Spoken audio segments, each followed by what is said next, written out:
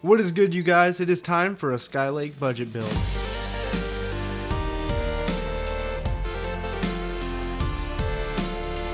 That's right, we're going to go ahead and hit up Skylake on a budget. We're looking at about a $400 budget. I believe I'm at $402-ish with a few dollars shipping. So our total was $402. So I mean, I might have gone a little bit under if you don't count the shipping, but I do like to include shipping and stuff like that. Basically the overall cost of the PC by the time you get it to your door. So starting this thing off, we have a Skylake Intel Pentium G4400 at 3.2 gigahertz. So this is a dual core CPU, no hyperthreading on the new 14 nanometer manufacturing process from Intel, and it's the LGA 1151 socket. So sadly, like I said, no hyperthreading, none of that cool stuff. It is not an i3, it is a Pentium. And a lot of people might be questioning, well, you know, why don't you just get the Pentium G? These do both run at about $60 to $70. So I found it for $66, and yes, that is roughly what you could get a Pentium G 3258 for. Now people might be wondering, like I said, you know, why would you go for that route if you could just get a Pentium G, overclock it to 4.5 gigahertz, and probably get a lot more performance out of it? Well, the 3258 sadly does not support DDR4, nor is it interchangeable with any other Skylake CPUs. So if you are in the, in the works of trying to get yourself a Skylake build going, but you don't necessarily have the money for the i5 right now, but you kind of want to make sure you're set up for it in the future so you don't have to replace your RAM, motherboard, and CPU. All you would have to do is change out your CPU. This is definitely a good way to go, as well as their i3. So I picked this because it was $66.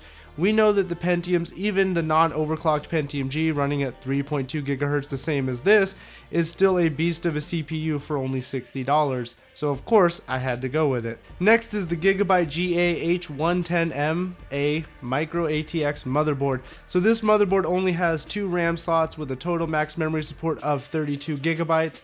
And sadly, it only supports speeds at 2133 megahertz, which isn't the fastest that DDR4 can go, but at the same time, on a dual-core Pentium or even the Core i5s and i7s, you don't really need a whole bunch when it comes to gaming. The speed of your RAM doesn't really matter unless you're using the integrated graphics on the CPU, which we will not be because gamers don't do that. That's why APUs don't sell that well.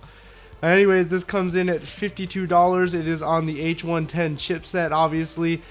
Judging the fact that there's only one PCI Gen 3 slot, there is no Crossfire or X16 slot. There's no Crossfire or SLI support on this motherboard. It's pretty bare bones, but it will definitely get the job done.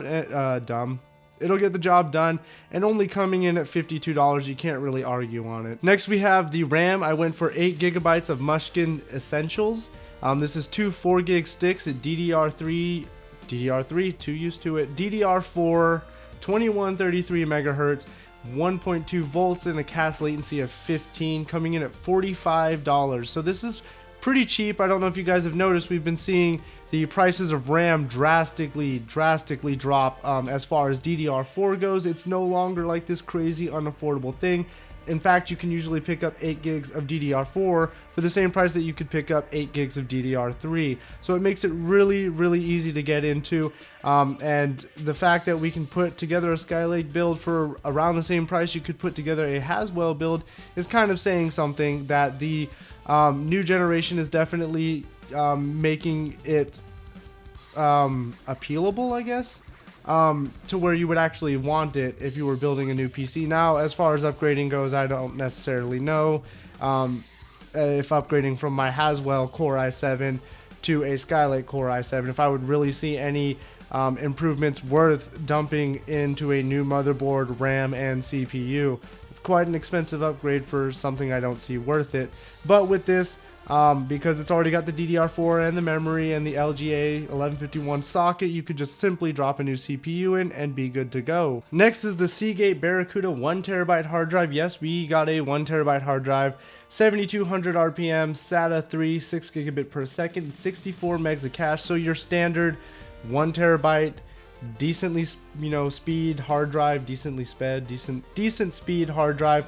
It's honestly, I've tested the Barracudas against Western Digitals, and they did test out faster than the Western Digital Blues, and they are decent hard drives. I've never had one go bad, though I can't say that would never ever happen because it's possible.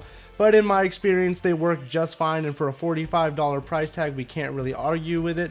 And 1 terabyte of space is enough to get you more than going.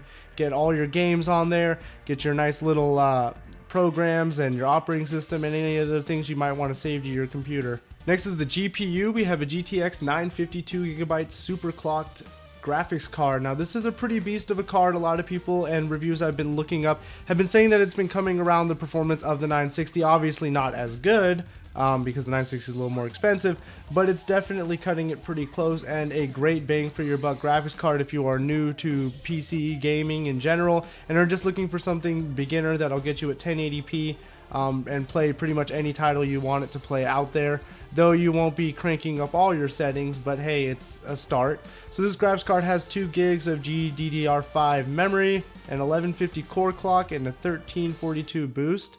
It has support for DirectX 12 as well as HDMI 2.0, a 90 watt TDP, and comes in at $140, so a really appealing price for this graphics card. Though I would definitely like a 750 Ti or R9 370 or something, but at the same time, if you look, someone had mentioned the 750 Ti is a better deal than these. Granted, I agree with you. The 750 Ti is a great card and you can pick them up for $100 to $120, but it does not have support for DirectX 12. And with DirectX 12 basically looking to be what the future is for your API, it's definitely something you want to take advantage of.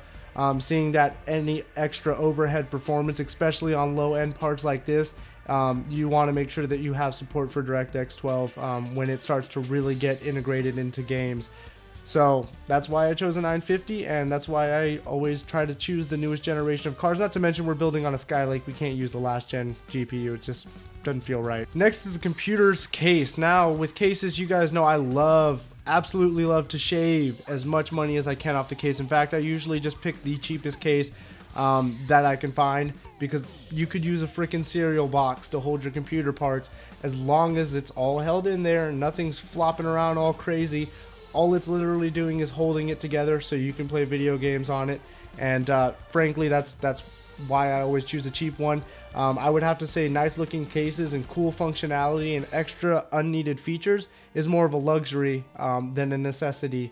Comparing it to like hard drive space, GPU and CPU performance, and even hard drive performance. I'd kind of rather have a faster hard drive than a cooler looking computer case.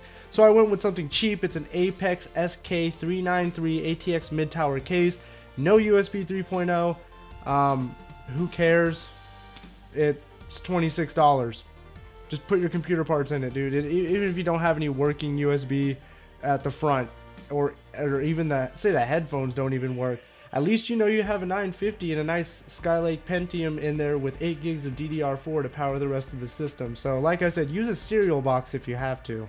So, $26, can't argue. Last but not least, we have my favorite of power supplies when it comes to at least budget power supplies. And even in the higher end, I usually stick to these because their budgets have served me so well. They're lower end power supplies, and that is an EVGA 400 watt power supply, continuous 400 watts.